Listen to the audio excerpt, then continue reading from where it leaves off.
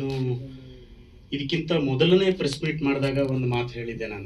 ನಾನು ಸಿನಿಮಾ ನೋಡಿದ್ದೆ, ಇಷ್ಟ ಆಗಿದೆ ಅಂತ. ಆವಾಗ ದೀಕ್ಷಿತ್ ಅವರು ಹೇಳಿದರು, ಇಷ್ಟ ಆಗಿರಲಿಲ್ಲ ಅಂದರೆ ಬರ್ತಿರ್ಲಿಲ್ಲ ಇವರು ಅಂತ.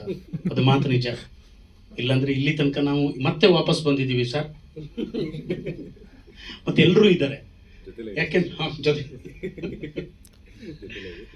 ಹಾಗಾಗಿ ಅವತ್ತು ನೋಡಿದವಾಗಲೇ ಅನಿಸಿತ್ತು ನನಗೆ, ಇದೇನೋ ಬೇರೆ ನಮ್ನಿ ಇದೆ ಅಂತ. ನಾನೇನು ದೊಡ್ಡ ಆ್ಯಕ್ಟ್ರು ಅಥವಾ ಏನೋ ತುಂಬ ಏನೋ ಹಂಗೆ ಹೇಳಿದ್ದೀನಿ, ಭವಿಷ್ಯ ಏನೋ ಹೇಳಲಿಲ್ಲ. ನಾನು ನೋಡಿದವಾಗ ಅನಿಸ್ತು ನನಗೆ, ನಾನು ಮಾಡಿರೋದು ಪುಟ್ಟ ಪಾತ್ರ. ಆದರೆ ಆ ಪಿಕ್ಚರ್ ನೋಡಿದಾಗ, ಇಡೀ ಪಿಕ್ಚರ್ ನೋಡಿದಾಗ ನನಗನ್ಸಿತ್ತು, ಇದು ಏನೋ ಬೇರೆ ನಮ್ನಿ ಹೇಳ್ಕೊಟ್ಟಿದ್ದ ನೀವು ಅಂತ. ಆಮೇಲೆ ತುಂಬ ಮಾತಾಡಿದ್ದೀವಿ, ನಾನು ಶ್ರೀನಿಧಿ ಬೆಂಗಳೂರು, ಜೀವನ್, ಭರತ್, ಇಡೀ ಟೀಮ್ ಅವ್ರ ಜೊತೆಗೆ ತುಂಬ ಮಾತಾಡಿದೆ. ಅದಾದಮೇಲೆ ಫಸ್ಟ್ ಶೋ ನಾನು ನೋಡಿದ್ದು ವೀರೇಶಲ್ಲಿ. ನನಗೆ ಆವಾಗ ಅದೇ ಎಕ್ಸೈಟ್ಮೆಂಟ್ ಇತ್ತು. ಎಲ್ಲರೂ ಇವರೆಲ್ಲ ಪಾಪ ನೋಡಲಿಲ್ಲ, ನಾನು ನೋಡಿದೆ ಸಿನಿಮಾ. ಸೂಪರ್ ಆಗಿದೆಯಲ್ಲ.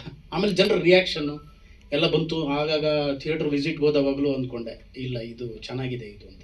ಆಮೇಲೆ ಈಗ ಜನ ಕಥೆನ ನೋಡ್ತಾರೆ ಅನ್ನೋದು ಯಾವಾಗಲಿಂದನೂ ಹೇಳ್ತಾ ಬಂದಿದ್ದಾರೆ.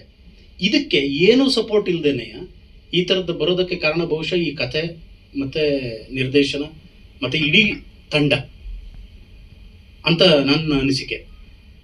ಹಾಗಾಗಿ ಇಲ್ಲಿ ತನಕ 25ರ ತನಕ ಬಂದಿದ್ದೀವಿ. ಈ ದೀಕ್ಷಿತ್ ಅವರು ಹೇಳ್ದಂಗೆ ಇದು 25 ಅಲ್ಲ, ಇನ್ನೂ ಓಡ್ತಾ ಇದೆ. ಆದರೆ ಅದಕ್ಕೊಂದು ಪ್ರೆಸ್ ಮೀಟ್ ಅಂತ ಒಂದು ಮಾಡಬೇಕಲ್ಲ, ಇನ್ನೊಂದು ಚೂರು ಅದಕ್ಕೊಂದು ಪುಷ್ಟಿ ಕೊಡಬೇಕಲ್ಲ ಅಂತ ಸೇರಿದ್ದೀವಿ. Thank you so much Harish ಅವರಿಗೂ ಮತ್ತು ಇಡೀ ತಂಡದವರಿಗೂ ನಾನು ಆಭಾರಿಯಾಗಿದ್ದೇನೆ. ನಿಮಗೂ ಮಾಧ್ಯಮ ಮಿತ್ರದವರಿಗೂ ಮತ್ತು ಮೋಕ್ಷೇಂದ್ರ ಅವರಿಗೂ. ನನಗೆ ಅವರೇ ಸ್ವಲ್ಪ ಸೀನಿಯರು, ಇನ್ನು ಮಿಕ್ಕದವರೆಲ್ಲ ಸ್ವಲ್ಪ ಹೊಸಬರು.